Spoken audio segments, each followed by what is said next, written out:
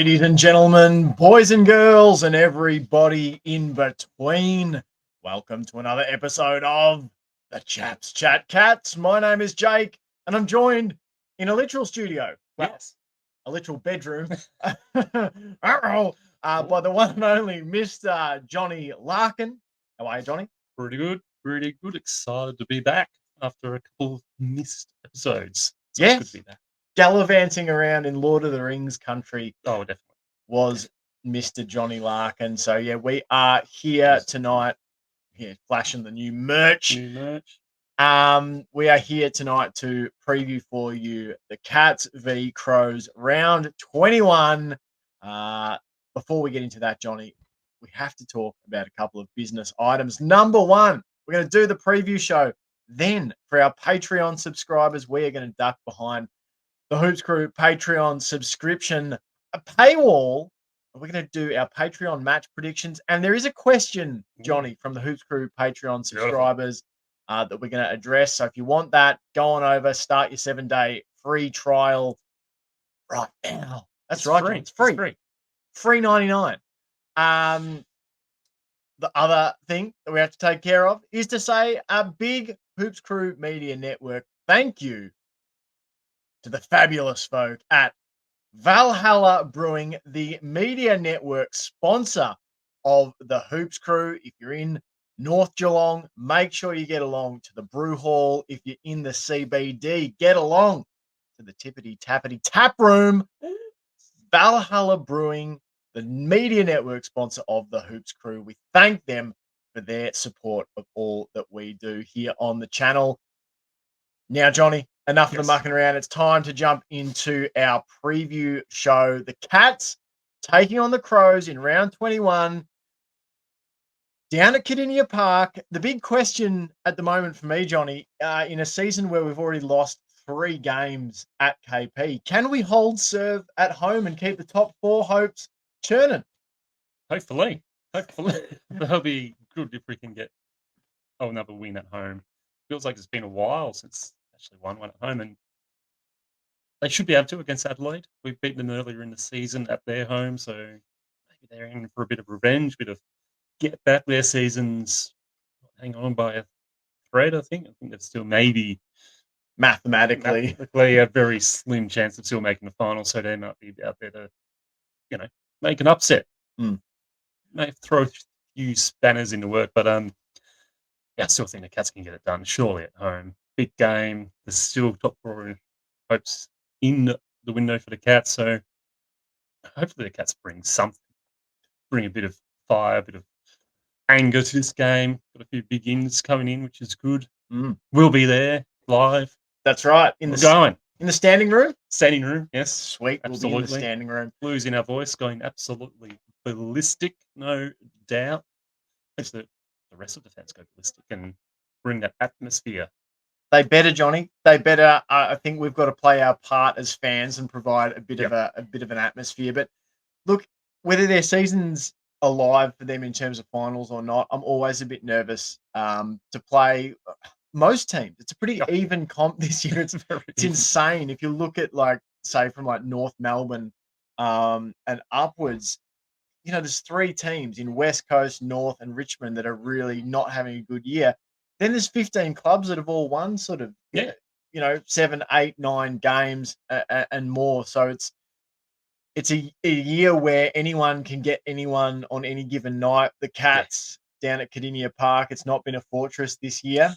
Unfortunately not. And as we've been saying, you only need to be off 1% off your best, and you can get done. And we've seen it lately with the Blues, Sydney, Brisbane as well. They've started to play really good football. But if they don't play the best, they'll get caught and done. And you're seeing it throughout every single game. Like, if you're not at your best, you're going to get found out and you're going to get beaten. And the Cats, unfortunately, at home, finding that out at the moment. Yeah, it's been a bit tough. Particularly, obviously, the loss to the Dogs was a shocker. That was at least we sort of made it close against the Giants. You made it close against the Power. I think it's important to come out and make a bit of a statement at home. Definitely. Especially I was going to say, just because we could be playing one of those interstate opponents again. We could be playing GWS down at Cardinia Park. I feel like we maybe would play Port Adelaide at home at the G. Yeah, I think there's probably. a couple of teams, and it all depends on the makeup, I guess, of the other matches around us. But you foreshadowed it, Johnny. A couple of big ins, a trio of changes for the Cats at the selection table. I can imagine this won't be without its controversy. Yeah. As we see 3 outs, 3 ins. Out go Mitch Duncan, managed. Gary Rowan, obviously injured. He enters the concussion protocols. Yep. Ted Closey is omitted.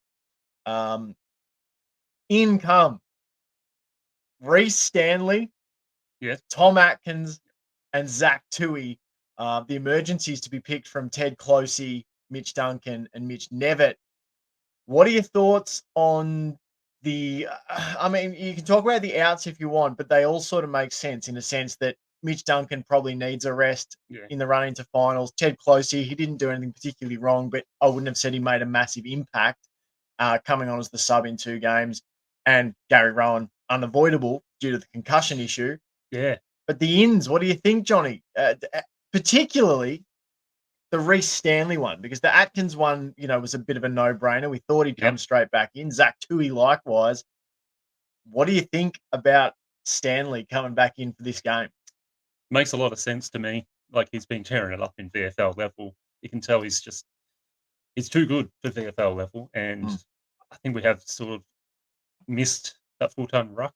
Not saying that SDK and Shannon Neal haven't been doing a good enough job, but you can just tell they're not as experienced as Stanley is. So I think the hit out in the VFL was good for Stanley. Gives him a bit more confidence going into this game. Gets his skills up a little bit, freshen up. A little bit of a mini preseason like I did with Dangerfield 2022. So makes full sense to me. Like all these ins, and yeah, I was thinking he was either going to come back last week or very soon, and very soon's this week. So yeah, as I said, couldn't see them holding him back in the VFL much longer. And I thought, like, we do need a ruckman. As I said, as well as SDK was doing, I still prefer him sort of in that defensive area. But he can also now come in and pinch hit in the ruck easily enough and do a really good serviceable job. I think his work around the ground is probably a bit better than Stanley's, but as I said, having a little bit of time off, get the confidence back, get the skills freshened up in the VFL. Who knows? He might come back and absolutely tear this other ruckman to Summers and do stuff around the ground as well really well. So I'm excited. I'm excited to see Stanley back. Yeah, it's interesting. I was just trying to see if I could find Stanley's VFL stats. I can't at short notice. I just can't access the right website. But I've watched him play all his VFL games this year. He, like you said, he's too good for VFL level. He tears it up whenever he goes back there. And so we said months ago when Stanley, or weeks ago, whenever it was that he was first sort of omitted or managed out of the side, however they phrased it, that we hadn't seen the last of him, that he'd be No. back. There's many Geelong fans who said, "Oh, he's should never see an AFL footy field again." Flags aren't won on the basis of your best 23. They're not, No. final spots aren't accrued only on the basis of your best 23. It's about your best 35, your best 30. You've got to have depth to come in. I think it's a good time to bring Stanley back in. Yeah. Even if they don't see him as the number one ruck, which I don't know. I think that they probably see it more that way than Cats fans would be comfortable admitting. Yeah, I think absolutely. Sam De Koning is more of either a long-term idea or a short-term band-aid while they worked Stanley back into something they thought was an acceptable level of form. But I'm with you. I like to see Stanley back in. Again, I don't know that we'll see him go around at the Cats again in 2025. Yeah, it's tough to see. Tough to see what he will do. Yeah. Like it could be his last year. So hopefully it's a good last few games for him. Yeah, absolutely. Finals. But who knows? He may be one of those years where he comes back in, plays really well, and I want to go around one more time and signs on for 2025. I'm not against Reece Stanley as the backup ruck. No. It's particularly like It's tricky. It's a hard position to manage. The big guys tend to get injured more, or at least Yep, Geelong's had a history of it. Right now, we've got Conway out for the season injured, and we've got yep, Mitch Edwards out for the season injured as well. So there's not a lot behind them apart from basketballer Joe Furphy. yep. It's And he's it's not ready for AFL. no, no, no, no, no. Even though he towed up the VFL on the weekend, yeah, it wasn't to a level that I thought would be good for AFL. Let's move in then, Johnny, to what we want to see out of this game. I think we could go a joint one here to start us off with, which is a big confidence building win Win. at Yeah, Kardinia Park, right? absolutely. Smash these crows. Smash them Yes. into the ground. Rip them apart. Deliver their heads on a platter to us fans. Just yeah, we want to see a good, big confidence building win. One where the whole team just turns up at the right time and Mm. plays. When the Cats are rod when they get the footwork going, handballing working really well, running for each other. Want to see that from the start. That's Mm. what we'd like to see.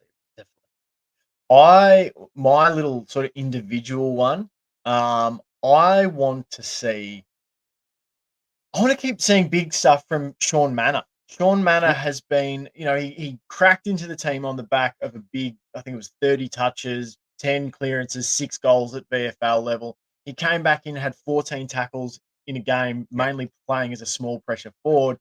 He's since sort of graduated to play more and more on stoppages.